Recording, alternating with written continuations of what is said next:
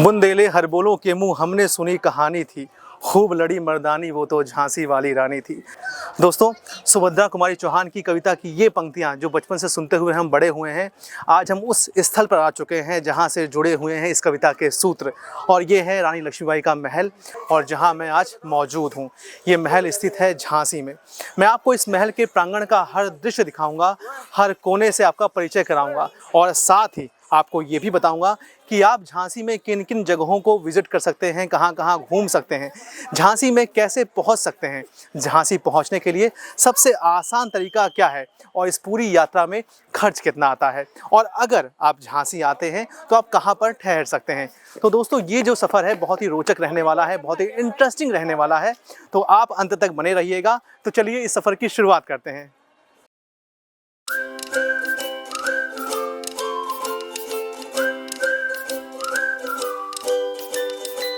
दोस्तों, झांसी की यात्रा की शुरुआत होती है यहाँ के ऐतिहासिक झांसी किले से।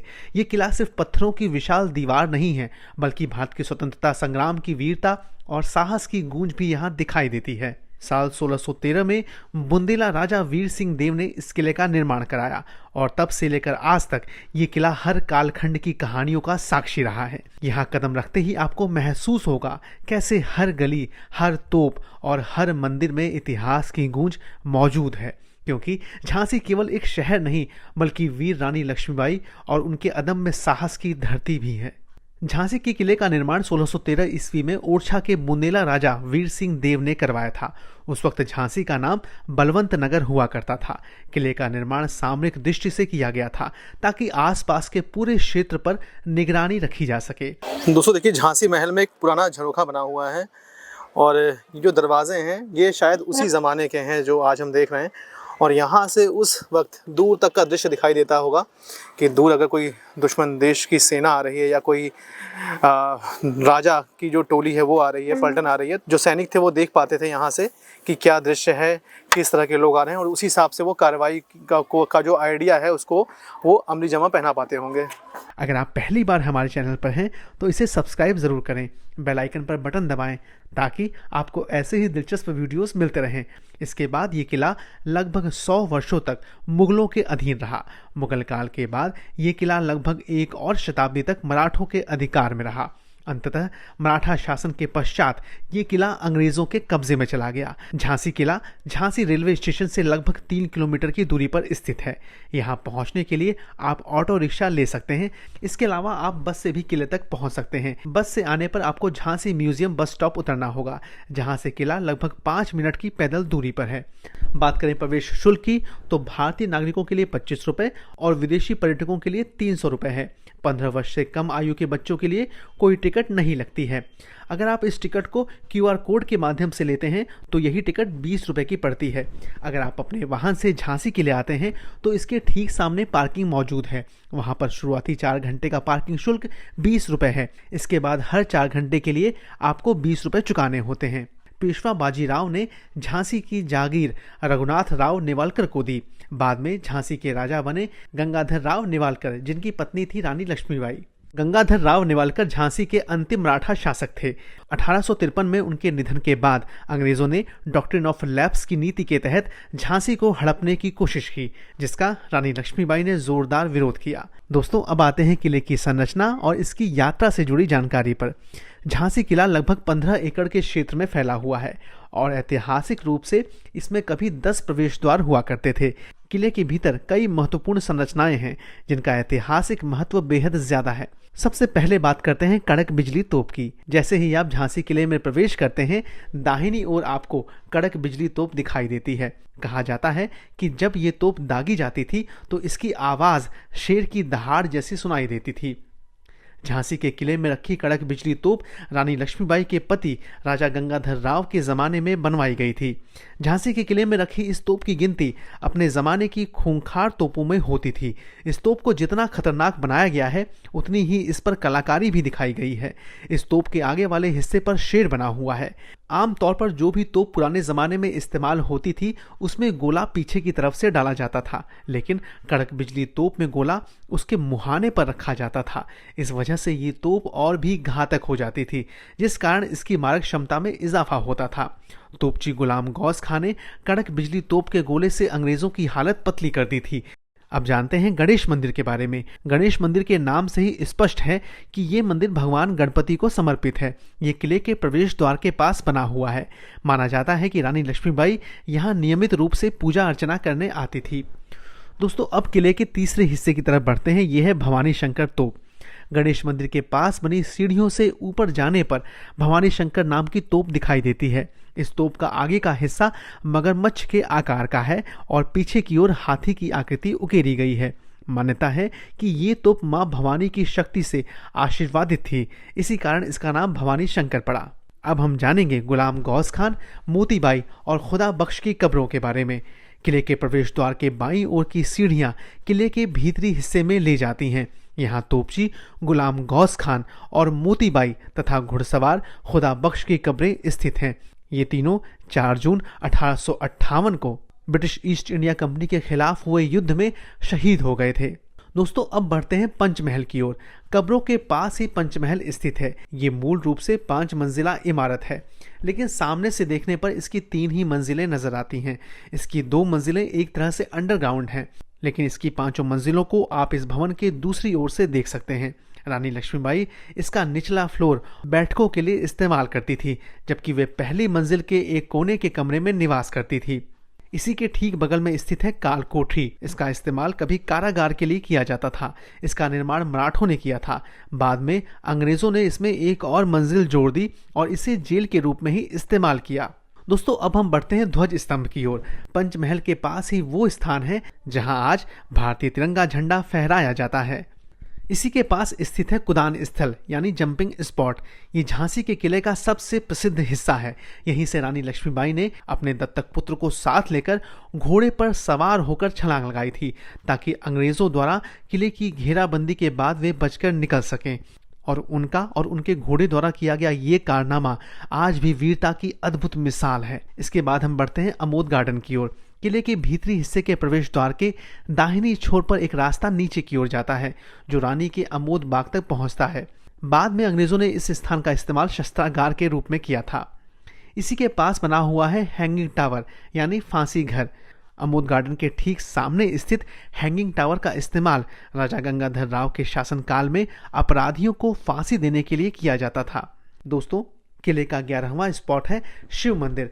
हैंगिंग टावर के पास से एक रास्ता नीचे की ओर जाता है, जो शिव मंदिर तक पहुंचता है।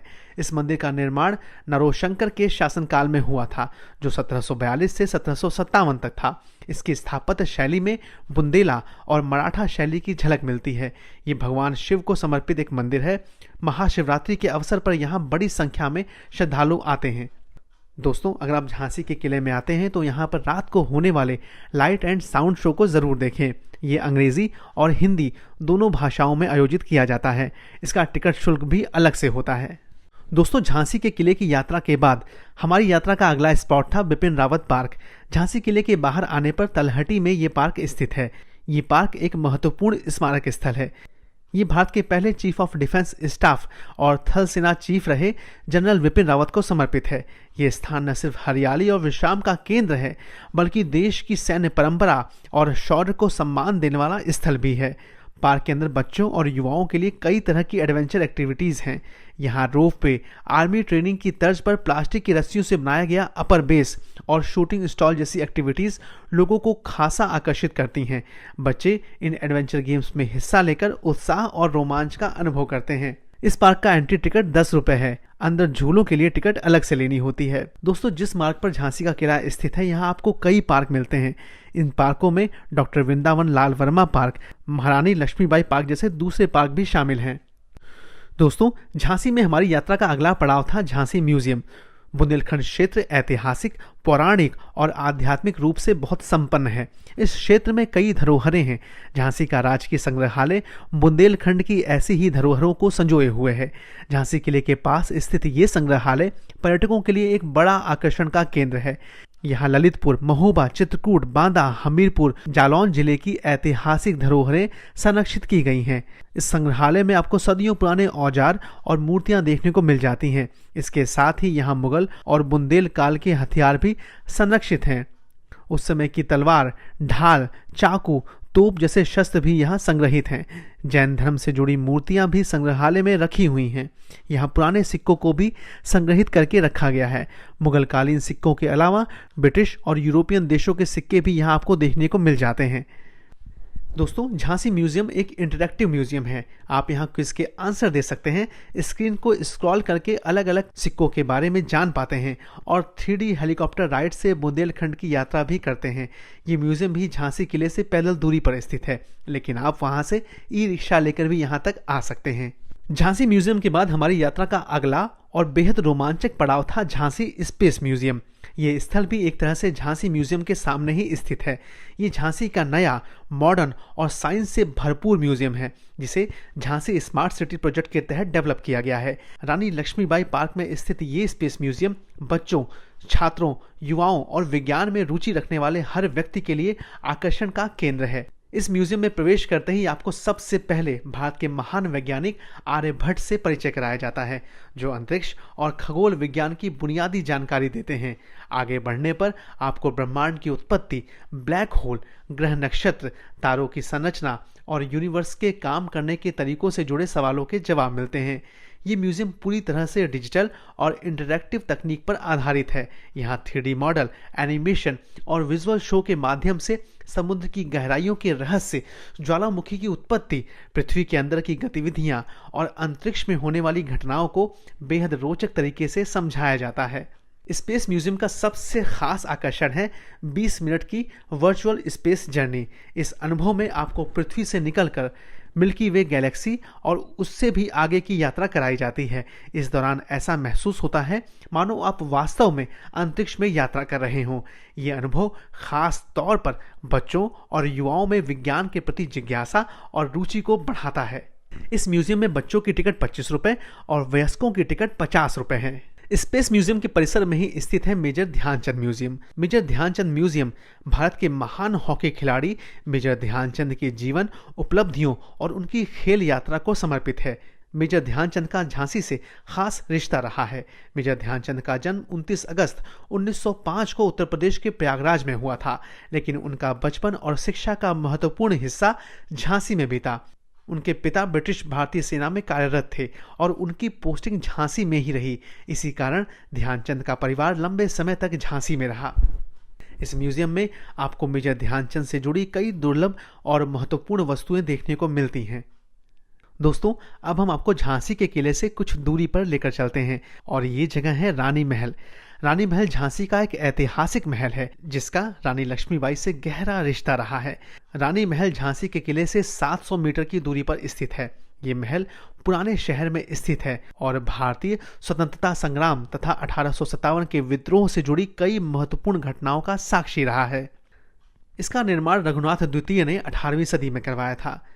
1853 से 1857 तक रानी लक्ष्मीबाई इसी महल में रहती थी। ये वो दौर था जब अंग्रेजों ने झांसी पर अपनी डॉक्ट्रिन ऑफ लैप्स नीति के तहत कब्जा कर लिया था। आज यहाँ पर आपको 9वीं से 12वीं शताब्दी तक की मूर्तियां, चित्र और वस्तुएं देखने को मिल जाती हैं। ये वास्तुकला और मूर्तिकला बुंदेलखंड के प्राचीन एवं मध्यकालीन कला इतिहास की झलक देते हैं। दोस्तों, अगर बात करें इसके प्रवेश शुल्क की, तो यहाँ भारतीयों के लिए 25 रुपये की टिकट और विदेशी पर्यटकों के लिए 200 रुपये की टिकट लगती है। अगर आप इस टिकट को ऑनलाइन लेते हैं तो टिकट थोड़ी सस्ती हो जाती है और तब आपको इसके लिए 25 नहीं बल्कि 20 रुपये चुकाने होते हैं। अगर यात्रा करते करते आपको भूख लग गई हो तो आप आ जाइए रानी महल से 400 मीटर दूर छनियापुरा में स्थित दाऊ के समोसे की दुकान पर। झांसी में दाऊ के समोसे अपने आप में एक छोटा लेकिन बेहद प्रसिद्ध और लोकप्रिय स्ट्रीट फूड स्टॉल है। यहाँ पर आपको रायते और कढ़ी में समोसे दिए जाते हैं। दाऊ के समोसे खाकर जब आप आगे बढ़ते हैं तो इसी संकरे रास्ते पर 300 मीटर की दूरी पर स्थित है सैय्यर दरवाज़ा।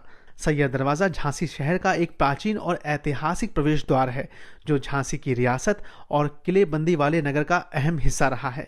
ये दरवाज़ा उस दौर की याद दिलाता है जब झांसी चारों ओर से मजबूत दीवारों और दरवाज़ों से सुरक्षित एक संगठित नगरी थी। सैयर गेट से 2.5 किलोमीटर की दूरी पर लक्ष्मी ताल के नजदीक बनी हुई है गंगाधर राव की छतरी। गंगाधर राव की छतरी झांसी के मराठा कालीन इतिहास से जुड़ा एक महत्वपूर्ण स्मारक है, जो झांसी के अंतिम शासक राजा गंगाधर राव नेवलकर की स्मृति में बनाया गया। राजा गंगाधर राव का निधन 21 नवंबर 1853 को हुआ था। उनकी मृत्यु के बाद झांसी के इतिहास में एक बड़ा मोड़ आया, क्योंकि इसी घटना के बाद अंग्रेजों ने डॉक्ट्रिन ऑफ लैप्स लागू करके झांसी को अपने अधीन करने का प्रयास किया। गंगाधर राव की मृत्यु के कुछ ही समय बाद उनकी स्मृति में ये छतरी बनवाई गई। बात करें छतरी की, तो ये एक विशेष प्रकार की स्मारक संरचना होती है, जिसे किसी राजा, शासक या प्रतिष्ठित व्यक्ति की समाधि या स्मृति स्थल के ऊपर बनाया जाता है। छतरी ऊंचे चबूतरे पर बनाई जाती है, जिसमें पत्थर के खंभों पर टिकी गुंबदनुमा छत होती है। गंगाधर राव की छतरी के ठीक बगल में स्थित है लक्ष्मी जी का ऐतिहासिक मंदिर। ये मंदिर झांसी के इतिहास, आस्था और रानी लक्ष्मीबाई के जीवन से गहराई से जुड़ा हुआ स्थल माना जाता है। श्री लक्ष्मी मंदिर केवल एक धार्मिक स्थान नहीं है, बल्कि झांसी रियासत के उस कठिन दौर की स्मृति भी है, जब राजा गंगाधर राव की मृत्यु के बाद रानी लक्ष्मीबाई पर व्यक्तिगत शोक और राजनीतिक संकट दोनों एक साथ आ पड़े थे। मान्यता है कि पति के निधन के बाद रानी लक्ष्मीबाई यहाँ नियमित रूप से पूजा अर्चना करने आती थी। लक्ष्मी मंदिर और गंगाधर राव की छतरी से 11 किलोमीटर से कुछ ज्यादा की दूरी पर स्थित है पहुज डैम। ये डैम रेलवे क्रॉसिंग के नजदीक है, इसलिए यहाँ आपको संभल कर आना होता है। पहुज डैम झांसी जिले का एक महत्वपूर्ण जल स्रोत और शांत प्राकृतिक स्थल है। इसे पहुज नदी पर बनाया गया है। ये डैम झांसी क्षेत्र की सिंचाई व्यवस्था, जल संरक्षण और ग्रामीण अर्थव्यवस्था में अहम भूमिका निभाता है। पहुज नदी बुंदेलखंड क्षेत्र की एक प्रमुख नदी है, जो मध्य प्रदेश और उत्तर प्रदेश के हिस्सों से होकर बहती है। दोस्तों, झांसी यात्रा पर हम अगली सुबह पहुंचे सिद्धेश्वर महादेव मंदिर। झांसी के राजकीय इंटर कॉलेज के पास स्थित प्राचीनतम सिद्धेश्वर मंदिर की महिमा भी भोलेनाथ की महिमा की तरह ही अपरंपार है। भगवान शिव का ये मंदिर न सिर्फ झांसी बल्कि पूरे बुंदेलखंड में प्रसिद्ध है। सिद्धेश्वर महादेव मंदिर शहर के प्राचीन और श्रद्धेय मंदिरों में गिना जाता है। ये मंदिर सिर्फ एक पूजा स्थल नहीं, बल्कि झांसी के धार्मिक, सांस्कृतिक और ऐतिहासिक जीवन का महत्वपूर्ण हिस्सा रहा है। स्थानीय मान्यताओं के अनुसार ये मंदिर झांसी नगर के बसने से पहले भी अस्तित्व में था और सदियों से यहाँ निरंतर शिव पूजा होती आ रही है। दोस्तों, चलते चलते आइए जान लेते हैं कि आप झांसी कैसे पहुंच सकते हैं। झांसी पहुंचने का सबसे अच्छा तरीका रेलवे है, क्योंकि भारतीय रेलवे की यहाँ पर व्यापक कनेक्टिविटी मौजूद है। यहाँ के रेलवे स्टेशन का नाम महारानी लक्ष्मीबाई के नाम पर है और इस स्टेशन पर दिल्ली, मुंबई, चेन्नई, बेंगलुरु और कोलकाता जैसे प्रमुख शहरों से रेल कनेक्टिविटी मिलती है। स्टेशन पहुँचने के बाद आप टैक्सी किराए पर ले सकते हैं या बस पकड़कर अपने गंतव्य तक आ सकते हैं। सड़क मार्ग से झांसी पहुंचना भी आसान विकल्प है, खासकर उन लोगों के लिए जो पड़ोसी शहरों और राज्यों से यात्रा कर रहे हैं। खजुराहो, उदयपुर, कानपुर, भोपाल, जयपुर, इंदौर और ग्वालियर जैसे शहर सड़क मार्ग के जरिए झांसी से कनेक्टेड हैं और इन शहरों से झांसी के लिए नियमित बस सेवाएं उपलब्ध रहती हैं। दोस्तों, झांसी का नज़दीकी हवाई अड्डा ग्वालियर में है। इस हवाई अड्डे का नाम राजमाता विजयराजे सिंधिया एयरपोर्ट है। ग्वालियर एयरपोर्ट और झांसी के बीच की दूरी लगभग 112 किलोमीटर है। ग्वालियर एयरपोर्ट से देश के लगभग सभी बड़े शहरों जैसे दिल्ली, मुंबई, चेन्नई और कोलकाता के लिए उड़ानों की सुविधा उपलब्ध रहती है। एयरपोर्ट से झांसी पहुंचने के लिए टैक्सी सेवाओं का इस्तेमाल किया जा सकता है। झांसी में ठहरने के कई विकल्प अवेलेबल हैं। हम जहां रुके वो जगह थी द लोटस होटल। ये होटल ओरछा के नज़दीक है। यहाँ का स्टाफ बेहतरीन है और कमरे भी शानदार हैं। आप इस होटल को भी ऑप्शंस में शामिल कर सकते हैं। दोस्तों, अगर बात करें झांसी में होने वाले खर्च की, तो यहाँ आपको एक अच्छा होटल 1500 रुपये प्रति नाइट के शुल्क पर मिल जाता है। ऑनलाइन रेट में थोड़ा अंतर दिखाई दे सकता है, यानी वहाँ पर रेट थोड़ा ज़्यादा हो सकता है। दोस्तों, अगर हम यहाँ पर फूड पर होने वाले खर्च की बात करें, तो आप एक बार 2 लोगों के लिए 400 रुपये में लंच कर सकते हैं।